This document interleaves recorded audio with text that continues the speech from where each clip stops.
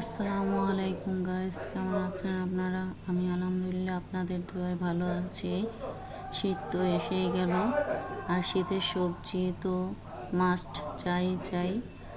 আর শীত মানেই এই সবজির বাহার।